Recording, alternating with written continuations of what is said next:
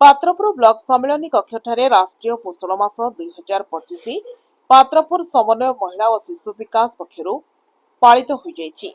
कार्यक्रम में महिला और शिशु विकास अधिकारिणी नमिता पंडा, अतिरिक्त शिक्षा अधिकारी जी भीमा राव, अतिरिक्त कृषि अधिकारी Shraddha Singh, block finance officer Umakant Sahu, केन्द्र प्रशासनिक अधिकारी मधुस्मिता पाढ़ी, बीपीसी प्रदीप महांती, सावित्री दलबेहरा प्रमुख मंचासीन थिले।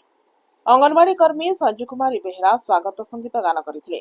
उपस्थित अतिथि माने पोषण संपर्कित अभिभाषण प्रदान करथिबा बेले अंगनवाड़ी कर्मी मानक द्वारा पोषण झोटी पोषण खाद्य सामग्री को सुसज्जित करा जायथिला। ब्लॉक कला संस्कृति संघ पक्षरु पाला नाच माध्यम पोषण सचेतनता वार्ता प्रदान करा जायथिला। किशोरी बालिका मानक ने एक क्विज प्रतियोगिता करा जाय अतिथि मानक द्वारा प्रमाणपत्र और सील प्रदान करा जायथिला। कार्यक्रम में सुपरभाइजर जी लक्ष्मीबाई मंच परिचालना करथिले।